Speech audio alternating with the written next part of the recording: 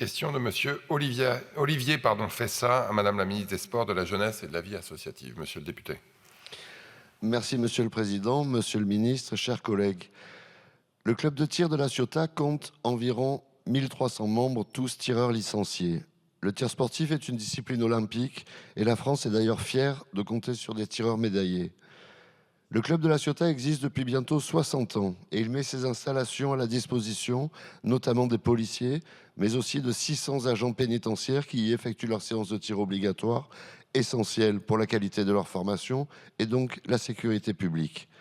Après la fermeture du club d'Allo à la suite de plaintes de voisinage, le club de La Ciotat est donc un des derniers à ne déranger personne, sans aucun voisin à proximité, mais il se trouve depuis 2012 dans le parc national des Calanques, sur un terrain cédé par la suite par la mairie de La Ciotat au Conservatoire du Littoral. Tout cela a été réalisé sans concertation et dans des conditions juridiques que je suis en train de vérifier, mais qui semblent pour le moins étonnantes. Face à ces puissants interlocuteurs, plus préoccupés par la tranquillité de quelques grenouilles que par la sécurité des agents pénitentiaires, le club de tir est l'objet de toutes les manœuvres visant à le faire disparaître dans les plus brefs délais, en commençant par la demande d'un loyer de 100 000 €, puis 14 000 €, mais dans le cadre d'une convention de 3 ans non renouvelable. Le Conservatoire du Littoral fonctionne avec de l'argent des citoyens, mais si ce budget est ensuite utilisé pour les terroriser et les rançonner, il faudra se poser la question de la légitimité de son action. Il est difficile de comprendre une telle volonté d'exclusion de ces infrastructures encadrées et utilisées de manière responsable, si ce n'est par des névroses d'idéologues acharnés en croisade contre des symboles. Le tir sportif est une discipline populaire, ne disposant que de petits budgets. Monsieur le ministre, une relocalisation est quasi irréalisable. Son coût estimé à 2 ou 3 millions d'euros serait un gaspillage d'argent impensable et insurmontable.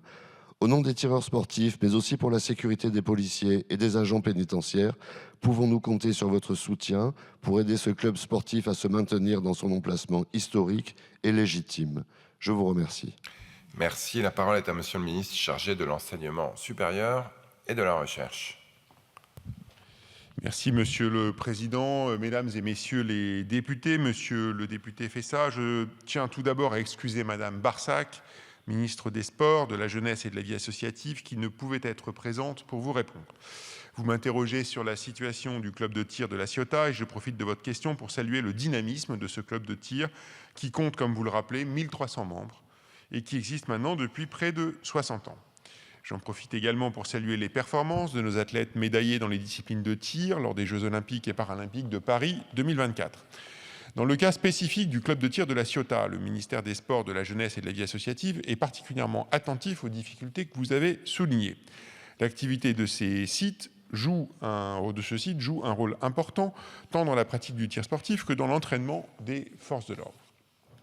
Le ministère va donc se rapprocher des parties prenantes locales afin d'identifier les différentes solutions qui pourraient être apportées tout en tenant compte des contraintes de chacun des acteurs. En effet, la situation géographique particulière de ce club de tir, au cœur du parc national des Calanques, impose de regarder ce cas précis sous le prisme du respect de l'environnement au sein duquel il se trouve. Soyez assuré, monsieur le député, de la volonté du ministère des Sports, de la Jeunesse et de la Vie associative de trouver une solution qui puisse à la fois répondre aux enjeux particuliers que j'ai évoqués un peu plus haut, tout en assurant une continuité de la pratique. Je vous remercie, monsieur le député. Merci.